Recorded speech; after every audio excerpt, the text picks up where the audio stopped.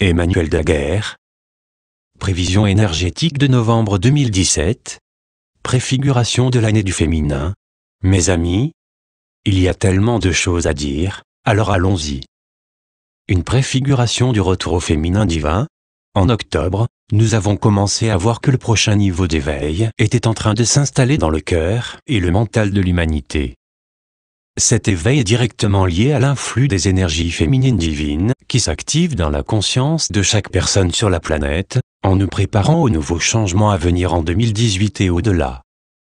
Les fondations vont continuer à se construire et à se renforcer tout au long du mois de novembre afin de recevoir la prochaine vague d'éveil au féminin divin. Renforcer notre intuition. L'un des nombreux cadeaux que nous offre le féminin divin est le don de l'intuition. Notre intuition fonctionne en étroite collaboration avec l'hémisphère droit du cerveau, en nous offrant des idées qui dépassent les limites de la logique et de la raison. C'est une connaissance intérieure naturelle, qui transcende l'intellect mental et qui nous relie à la sagesse du cœur. L'intuition est la voix de notre esprit. Notre intuition nous parle constamment, que le mental choisisse de l'écouter ou même d'en être conscient ou non. Elle nous guide toujours dans la direction de notre chemin le plus élevé et nous pousse vers une plus grande expansion afin que nous puissions vivre la plus grande version de notre vie dans cette réalité de troisième dimension. En novembre, nous aurons l'opportunité de nous connecter plus profondément à notre intuition. Cela peut venir de différentes façons.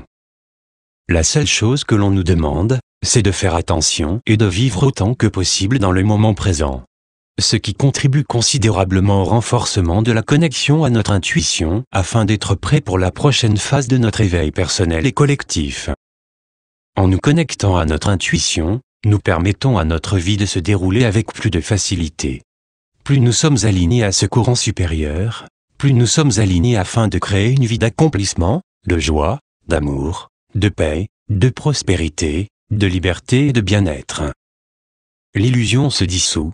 Depuis des lustres, la société collective fonctionne principalement sur des principes patriarcaux axés sur la survie. Ceux-ci nous sont parvenus à travers les institutions qui ont promu la peur et la séparation, sous la forme de religion, guerre, éducation, gouvernement, divertissement, médecine. Pendant ce temps, les principes les plus enrichissants, intuitifs et créatifs du féminin divin, tels que de valoriser l'individu, honorer la terre, rechercher la guérison naturelle et la croissance personnelle, ont été mis de côté, comme étant trop passifs, basés sur les cœurs, et non productifs. L'humanité a vécu avec ce déséquilibre pendant des milliers d'années. Pourtant, tout cela faisait partie du contrat d'âme que nous avons tous accepté afin d'utiliser ce déséquilibre pour apprendre des leçons, guérir, évoluer et revenir à la vérité de qui nous sommes par essence. Il est important de remercier et d'honorer toutes les institutions patriarcales qui ont promu la peur et la séparation, aussi difficile que cela puisse être, parce qu'elles ont joué un rôle essentiel dans notre processus d'éveil. Elles se sont engagées à jouer le rôle du challenger dans notre voyage afin que nous puissions voir le contraste entre ce que nous voulions créer de plus dans notre vie et ce que nous ne voulions plus. Le moment où nous sommes capables de remercier et d'honorer tous les challenges de notre vie, peu importe à quel point ils ont pu sembler difficiles à l'époque, est le moment où nous nous libérons du pouvoir qu'ils ont eu sur nous. C'est ce qui se passe maintenant. Les gens s'éveillent et se libèrent de l'illusion de peur et de séparation. Nous leur enlevons leur pouvoir. Ce mouvement dissout l'ancien système patriarcal basé sur la survie, alors que les valeurs plus matriarcales d'une vie basée sur le cœur et dirigée par l'âme viennent à l'avant de notre conscience. Nous pouvons clairement voir la dissolution de l'ancien système se produire partout dans le monde. Les systèmes et les idéologies fonctionnant dans la peur, le contrôle, la cupidité, le secret, la non-intégrité, ne pourront plus continuer très longtemps. Le chaos et l'amplification apparente de la peur, que nous avons vu récemment, sont en fait une confirmation claire que l'humanité dans son ensemble en a assez, et que nous sommes prêts pour quelque chose de très différent. Si les choses vous semblent un peu plus effrayantes dans le monde, c'est parce que le désespoir est ressenti en ce moment par ceux qui essaient de provoquer la peur. La façon dont je vois cela est que cette partie, égo, de l'humanité est juste le mental, qui essaie de se protéger, qui veut maintenir les choses telles qu'elles sont. Avec cette prise de conscience, nous pouvons avoir de la compassion, sans avoir à entre-roues, à alimenter les tactiques de peur. Le processus d'éveil a été appelé par notre esprit bien avant que nous entrions dans ce paradigme. Nous pouvons donc nous réconforter en sachant qu'il n'y a pas de bien ou de mal en ce qui concerne la façon dont nous traversons notre éveil. Notre intuition trouvera toujours un moyen de nous guider vers notre véritable soi, que nous choisissions de prendre la route panoramique plus longue ou une route plus directe. La prochaine phase d'éveil, cette nouvelle phase de notre éveil qui a débuté en octobre, nous aide à dépasser le rôle de victime. Nous avons maintenant l'opportunité de nous débarrasser de l'archétype de victime auquel nous et nos ancêtres nous sommes identifiés au cours de nombreuses vies. Avant de sortir de l'archétype de victime, il est important de l'honorer pour avoir servi à nous garder en sécurité et à nous protéger dans un monde qui fonctionnait uniquement dans la survie. Il est également important que nous donnions à nos expériences d'identification à la conscience de victime leur pleine dignité et leur droit d'être vus, entendus et reconnus.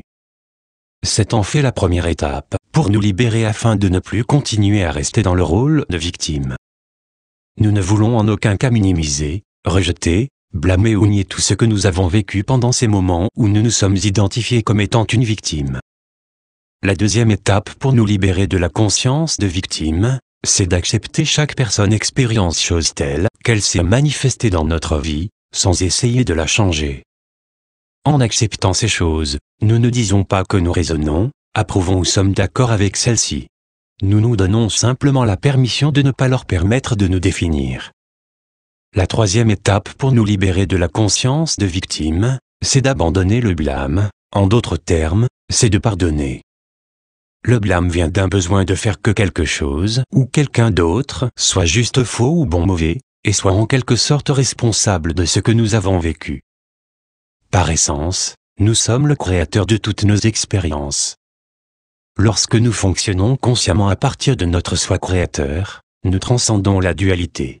Nous passons du jugement au discernement.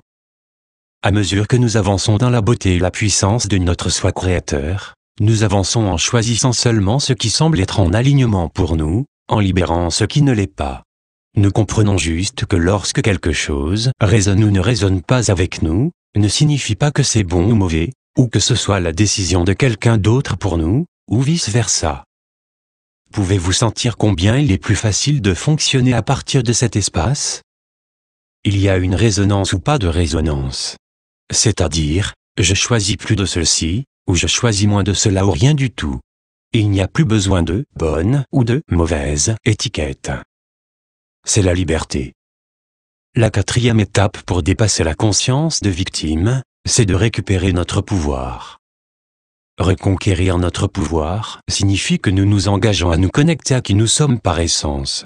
Nous le faisons grâce à l'amour de soi, la bienveillance, la gentillesse, à ce qui nous nourrit, au développement spirituel et à l'expression créative. Les personnes les plus puissantes de la planète ne sont pas celles qui contrôlent ou rabaissent les autres. Les gens les plus puissants de la planète sont ceux qui savent qui ils sont vraiment. Ils savent qu'ils sont bien plus grands que la somme de toutes leurs expériences et histoires. Ils savent s'exprimer pleinement et parler à partir d'un espace d'amour sans avoir à prouver quoi que ce soit à qui que ce soit. Ils pardonnent rapidement et traversent les expériences difficiles avec plus de facilité. Ils sont bienveillants et aimants avec le monde qui les entoure et ils veillent au bien-être de tous les êtres vivants.